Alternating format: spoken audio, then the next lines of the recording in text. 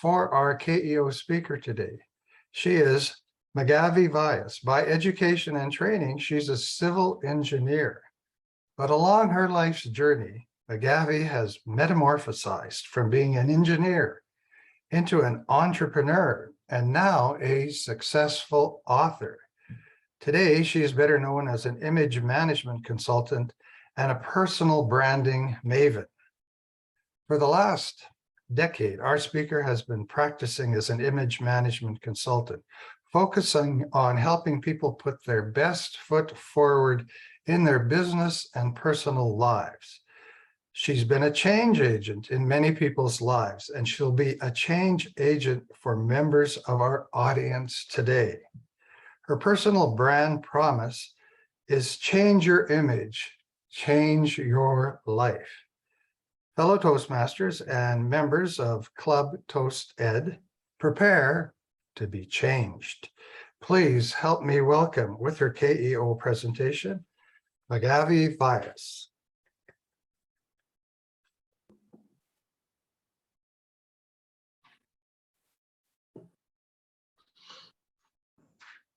Thank you so much, Ron.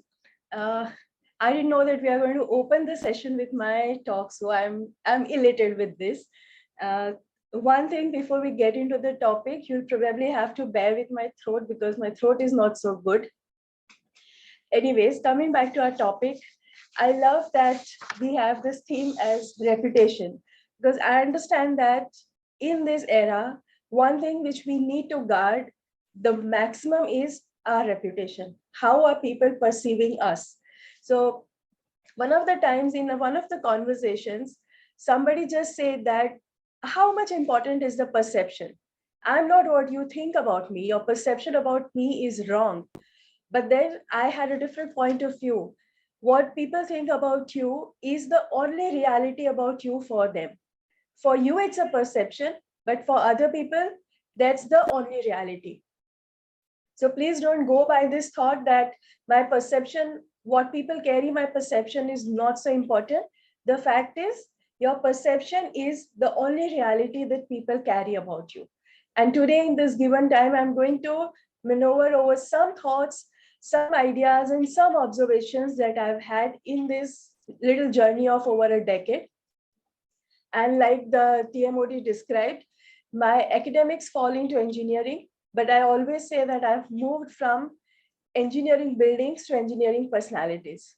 So earlier I used to deal with cement, sand, and bricks, but now I deal with people and I deal with the appearance, communication, behavior, and the digital footprint that people carry. So that's a transmission in my job, but at the core, I still remain an engineer. So my engineering is not gone, it's more now into engineering personalities. Now, when I say I have been into this field for 12 years, I have realized one thing, that I think it's for everybody, but for me at least, I have realized this very strongly, that if I have to be successful, I have to help people become successful. So my success doesn't lie in what are the big corporates I deal with. My success doesn't lie who are the big shots whom I serve. My success doesn't lie how many heads have I turned. My success lies if anybody who has come in touch with me, has that person got even an iota of insight into how can they get better at whatever they are doing. If that happens, it proves that my work is successful. So I live by this motto that my success lies in making people successful. And today is again one of those little attempt of putting into that, trying to understand whether I'm really successful or not. So on a very selfish note also, I would want that let's put our hands together and put our, not hands together, but put all our efforts together so that we all are successful. I'll be successful only if you are successful. So on that note, let's start talking about personal branding. Before we actually get into what personal branding is, I love this little thing called myth busting. So not that I'm violent at nature, but I love this thing that before we get into anything, let's really understand what are the myths related to that. Or probably according to the theme or the word of the day, what is it that we need to obliterate so that we actually get into understanding what exactly personal branding is. So the first myth which I have seen, observed, and experienced around this theme of personal branding is a lot of people feel that personal branding is only for the big shots. So to say, politicians, industrialists, or the film stars, the celebrities, the athletes, the page three people. It's not for common people like you and me who are either employees or having their own little business. But the matter of fact is that personal branding is more important for these people who are into an organization serving as an employee, where they have to make a mark of themselves, where they have to make sure that they leave an impact, where they have to make sure that they leave a mark about themselves. It becomes more important for these people because they have to survive into that competition, make themselves visible, work on their reputation or personal brand, however we want to name that. And that's how they can grow more successful, they can climb the ladder of success. So that's the first myth, that it's only for a certain class of the society. Now is the time that we all need personal branding. Second myth, a lot of people also feel that when we talk about personal branding, it's a very costly affair. Now, when it comes to the cost, and it's a very sensitive thing, I always go by this very traditional concept of not looking at the cost, but looking at the investment and what's the return you get on it. Looking at the value rather than the price. Now, personal branding is not something wherein you just shell out your money and you get results. It doesn't happen that way. Personal branding or building a reputation is all about having a very thoughtful, having a structured line of direction, having your way of understanding what is it that I want to do, what is it that I want to actually achieve, where is it that I want to lead myself. When you have this thoughtful direction along with very thoughtful and focused action is when you actually get into the branding thing. So if you think it's a costly affair, it's a costly affair in terms of your thoughts, in terms of your energy, in terms of the time that you put. And of course, if you are one of those lucky ones who can shell out money, it's just that the process is going to be faster. But money can never be a replacement for the other three resources we talked about. That is your thoughts, your own energy, and your own time. Money cannot be a substitute for that. Money can help you build your reputation faster. That's the only difference. So never ever think that personal branding is not for me because my bank balance does not have enough zeros. That's one of the biggest myth. And the third myth, which says that when we talk about personal branding, a lot of people have this myth that, personal branding is just for people who want to be famous. It's not for people who want to be famous. It's for people who want to be identified, who want to be known, who want to be cherished for the value that they bring to the table.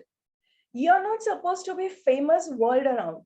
You're supposed to be famous to the people who matter. Let's say you're an employee. So you have to be famous within your department and probably the first circle out of your own department. These are the people who should exactly know who you are. These are the people who should exactly identify what are the values that you carry. So you need to be focused. Where am I supposed to be famous? Personal branding is never about having certain 1,000 likes on your picture or on your post on a social media. Social media just helps you spread your personal brand. But before spreading your personal brand, you need to build it. You don't have a personal brand, you are just randomly spreading anything out there, which is eventually not going to help you. So personal branding is not about being famous, having certain 1,000 likes on your Instagram. It's more about being famous, being known, being identified for your values and your strength to the people who matter to your growth. It could be your boss, it could be your department. If you are into business or entrepreneur, to your prospect clients, to your vendors, all those people have to know. That is just enough. You don't have to reach the global platform unless that's really the need of that. Now, having said that these are certain myths, let's actually dwell into the pointers as in, if one really wants to build on the personal branding, what are the things we need to do? So I'm just going to randomly give you some points. Looking at the time, of course, we can't get into every single thing, but with my own personal bias, what are the things I assume or I feel that these are the most important? I'm going to talk about that. So according to me, one of the very less discussed and very important factor for building a personal brand for any individual, irrespective of your age, the segment you work, the country you belong to, or whatever gender you are, that is, how do you align your strengths and your values? And that's where we most of the times miss. As professionals, as aware Toastmasters, we all have been doing our SWOT analysis. And that's a brilliant thing to do. We know what our strengths are, but we fail on aligning our strengths with our values. So when we align our strengths with our values, your values are something that naturally comes to you. And your strength is a skill which you naturally have. Now, just imagine if you align your strength and value and start working in that direction, you're kind of giving double power to the single car. That's going to speed up your professional journey at almost 2x. But we hardly get into understanding the alignment of value and strengths. And I have personally experienced the transition from being an engineer to being an image consultant was, frankly speaking, a painful journey for me. It only became smooth once I sat and understood this concept and I started working around it. That how do I really align my strengths and my values? And ever since, I have been enjoying my journey, and I just don't look back now. I don't see any regret. And I can see that's the reason I say that I'm still an engineer, but I work on different strengths. So the very first and the best thing one can do is align the strengths and value. The second point I would give, and this comes with a strong bias as an image management consultant, is look the part. I just love how Brian Tracy said this, that if you don't look the part, there are so many talented men and women across the globe who are just missing on the opportunities, the deserving opportunities, just because they don't look the part. And thanks to COVID, we all have taken these things so very casually. At least Toastmaster is one platform where I see that we still have that professionalism, even if we're on the screen. But otherwise, we have been taking this thing too very casual now. So do you even look the part? Now, when I say look the part, it's never about you being good looking. Being good looking is something which is a God gift, which you get from the genes of your biological parents. But looking good is something which is in your and my control. Good looking is different, but looking good is, do you take care of your appearance? Are you dressed appropriately? Are you dressed sharp? Is your body language strong and positive? Are you conscious about how are you making people feel in the room that you are? Those are the things which actually makes you look good. Doesn't matter if you are good looking or not, unless you are into a field which is a glamorous field and you have to look good. That's a different scenario. So that's the second point which helps you build your personal brand. The third point, this again is quite close to my heart, because I think once you start looking good or you start looking the part, you're obviously raising the bar. Now people have higher expectations from you. It's like I give you a gift, which is beautifully packed. When you open that gift, you would expect equally good thing as a gift. What if I give you a big box and it just has this little thing, which is a tiny tot for you as a gift? You're going to feel cheated, right? That's exactly how people look at us. Look the part is your packing, and what's the actually the gift or your real essence. That's the gravitas you carry. And that's the third point for building your personal brand. What's the gravitas that you carry? Simply put, gravitas is nothing but your people skill. Having the gravitas is something that's either going to make or break your image. It's something that's going to make or break your personal brand. Or if I may put it in today's language, it's something which will either help you build a personal brand or obliterate that. So you need to be very conscious about how am I taking forward my journey. It's not that you want to take 2 steps in the right direction and go back 20 steps in the wrong direction. That's where your gravitas comes into picture. It's a combination of all the soft skill, all the people skill that you and me can think about. So gravitas becomes extremely important. And now, when you have all this in place, you have worked quite hard on understanding what are my strengths, what are my values, being genuine about that, being honest about that. You worked on it.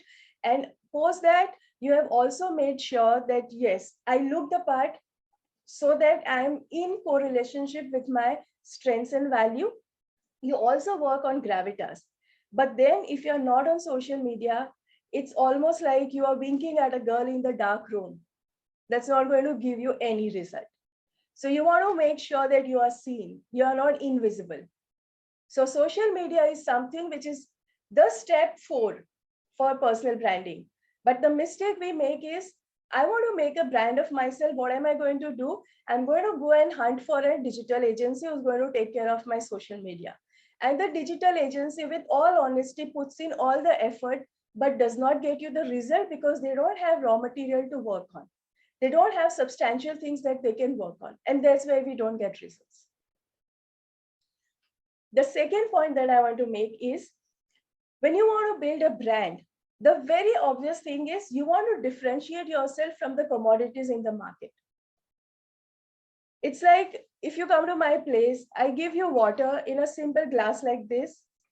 Would you appreciate this, or would you appreciate me giving you a packed mineral bottle water? I'm sure you're going to appreciate the mineral water. Just because this is commodity, that is brand. That's the only difference. There is no other difference in that. That's exactly how commodities are treated, and that's exactly how brands are treated. Now, we all know McD, we all know KFC, we all know Starbucks. Coffee is coffee, but having a cup of coffee at Starbucks is a different experience. And why is it so? Because it has managed to differentiate itself as a brand as against the 100 other commodities in the market. So when we think about us, as in how do I differentiate myself from the market of commodities, you have to work in 2 directions. One is internal, one is external. Now, again, I love Jim Rohn for saying that God looks inside, but people look outside. You have to take care of both. You have to befriend God and you have to befriend people as well. So you first have to look inside. What am I inside? And then what am I reflecting outside to the people around me? So when you say you have to look inside, the first thing that matters is, what attitude do you carry? And when I say attitude, I don't mean to go by the rut of the mill thing that, okay, it's about carrying a positive attitude. We have had enough of positive attitude. I'm not just trying to speak around positive attitude, but overall, what attitude do you carry? That is something which is the driving force for everything that you do in your life, whether you are in private or you are in public. And your behavior decides. Your gravitas is influenced by your attitude. How you look is influenced by your attitude. So everything gets influenced by the attitude. So that's what is the inside game. And the outside game is your association. Who are the people you are associated with? Are these people going to add value? Are these people going to build up your credibility?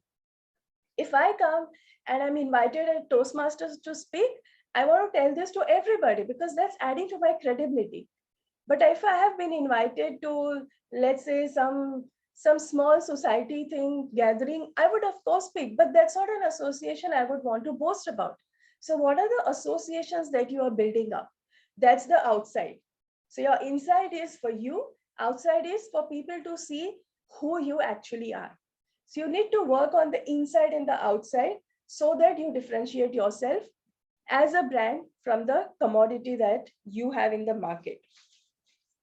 Post that, we come to the third and the final part, which is, obviously one needs to put in a lot of hard work when they have to build the brand. You need to take care right from the beginning where we discuss the alignment of the strength and the values. From there till the point that you look at your attitude inside and the behavior outside.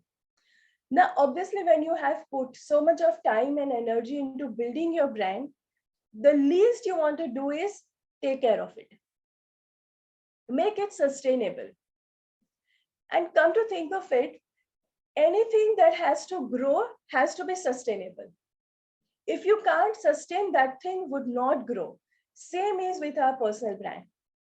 If we cannot actually sustain, then the brand is not going to grow. And anything that is stagnant is dead. And so is our personal brand. So you have to nurture. How am I going to grow the personal brand that you have?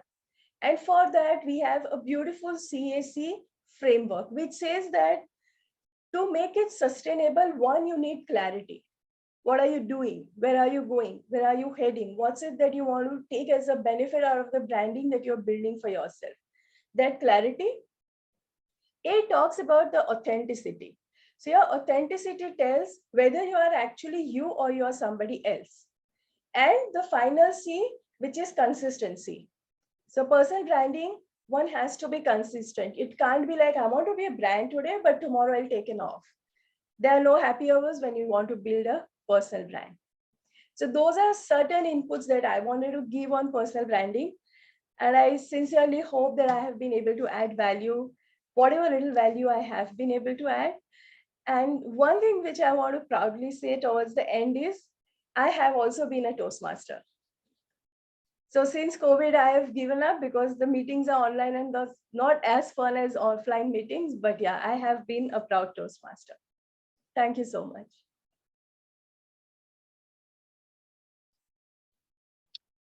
Once a Toastmaster, kind of always a Toastmaster, Meghavi. Yes. So thank you very much for that message. You Pleasure. never lose what you have in Toastmasters. You know what you're supposed to do. You just get a little rusty. So hopefully someday you can come back to this fine organization. Maybe ToastEd. I hear it's a great club. What we'd like to do now is have some questions for our speaker. She touched on a lot of interesting subjects, so I would just ask you to either raise your hand like this or do it in the reactions at the bottom of chat. So who has the first question for our guest speaker? Thank you all for raising your hands. Pooja Malhotra, please go with question number 1. Amazing session. I would like to ask one question, Margaret. What is more important, the reality or the perception? I would repeat what Jim Rohn said. God looks inside, but people look outside. When you are dealing with God, it's your reality. But when you are dealing with people, it's the perception that matters. As simple as that. I can't get simpler than that. Which has more value? Pardon? Which will give you more value? You're looking inside or people looking from outside? What do you feel? No, that's what I said. I would go by what Jim Rohn said. When you are dealing with God, God looks inside, so your reality matters. But when you are dealing with the world outside, people look on outside. They are incapable of looking at inside. Okay. So we are expecting that this person should look at me in my inside. You are expecting too much. That person is incapable of doing that. So make it easy for other people that just by looking at outside, which is their capability, they are able to understand who you are. You are just making things easy for them. So eventually it helps you. If I can judge you looking at you at the perception, it makes easy for me to take a decision, whatever I'm wanting to take a decision. If you want me to look inside you, you are complicating things for me. I have no time, energy, and inclination to do that. So that's why we say it's the perception for people that works, it's the reality for God that works. Thank you so much. You answered it so well. Got it right. Got it so well. Thank you. Pleasure. Thank you for that answer. Appreciate it. Now, when you're dealing with God, that's a personal matter.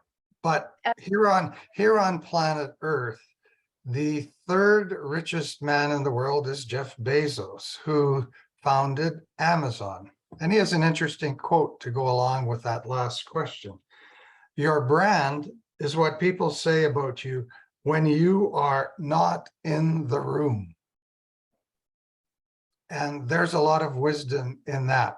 We'll go to question 2, Sham. Thanks, Ron. Thanks a lot for that enlightening speech, Meghavi. Pleasure. I just wanted a small clarification on this. You touched the topic of attitude. Okay, now actually when people are not so famous, their attitudes are different, and when they become famous, obviously that they have to show the attitude to maintain that position. So is it what is right and what is wrong? So with all due respect, I'll start at the very base point. How do we understand the term attitude? So the term attitude is your habit of thoughts. It's not about how much attitude you throw on people. That comes with the position, power, money, bank balance, and all of that. So when I say that you need to work on attitude, I didn't mean the other part or the second or the more prevalent meaning of attitude, which is actually not the right meaning of attitude. It doesn't mean how much attitude do I throw on you because I've been invited as a KEO. When I say attitude, it's the habit of thought. What is my regular pattern of thinking? What are the kind of thoughts I have on a habitual basis? On one odd day, I may have a lot of positive thoughts, but on a regular pattern, what is my habit of thinking? That is what defines what my attitude is. And that's where when we talk about attitude, positive and negative is the biggest bifurcation of attitude. There are people who are happy and kind of accommodating with whatever happens, whom we tag as positive.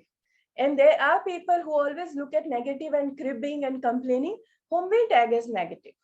What is this? It's nothing but the regular habit of thoughts, which is your attitude.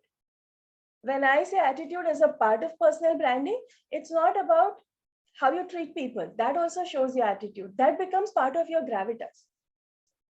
If I show attitude, are you guys ever going to want me back, even as a member or whatever? You would not welcome me because I'm showing unnecessary attitude. So you would not want me. But if you feel that this is a person who has an open attitude, is positive, you would want me back. That's related to the gravitas. So that attitude decides where are you going to go? Do I want to get myself aligned with Toastmaster, or do I want to get myself aligned with a group of gang or a gang of people who go biking late night and make a lot of noise and skid and this and that?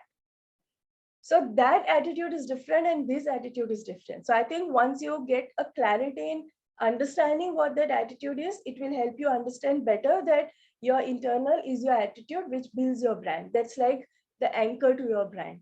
It doesn't allow your brand to shake or to move. I Thanks. hope I'm able to So answer. in short, I mean, would you like to say that, okay, you, whatever you are, you be what you are, or change as you acquire your positions? So, You have to change. You don't have a choice. Very frankly speaking, and putting it in black and white, you have to okay. change. You don't have a choice. One of the values of Toastmasters is that we keep on time. And we're at the end of our Q&A, but there are two hands up. Having said that, I will just verge off this path for one question and one question only. Pooja, short question. Meghavi, short answer, please. Pooja. Okay, thank you so much, Meghavi. I've made so many notes and I'm going to follow them. My question is, when you are in a brand of giving confidence to people, right? Like I'm a therapist and I have a brand where I speak to people who are underconfident. And when I show myself as a confident person, am I in really rapport with those people who are underconfident? And I know when I present myself as a confident person, which they are missing out, and that's my value, how am I going to strike a balance whether I'm approachable to them and I can bring them up to that level? I hope you're getting the question. How do you strike that balance? I think as consultants, we all have the same query, same doubt. So this is something which my mentor taught. The answer, if you like it, the credit goes to my mentor. I'm just going to copy paste what he explained me. So he told me that you always see where are you in the grade of or in the gradient of 1 to 10. Let's say with everything you put yourself at a 7. I'm just giving a random number. You put it at 7. You want to deal with clients who are at 6 or 5. The day you try and deal with a client who is at 1 or 2, that client will feel intimidated. So they will not be able to strike that rapport with you. But if your clients are just one notch below you, which means that you are just one notch above your client, they'll see you as an ideal. Someday I want to be how Pooja is. Someday I want to be as confident as Pooja is, and they are ready to take from you. So there's not a long gap. The bigger the gap, the more the friction. The lesser the gap, they are very confident that I'll be able to take what she's giving me, and hence I want to be like her. So it's viable for them then. I think that's the quickest and easiest answer I can give. Yes, I love the answer, and thanks to your mentor. Completely agree. Thank you so much, Meghavi. Thank you, Meghavi, for your presentation and for the question and answer session.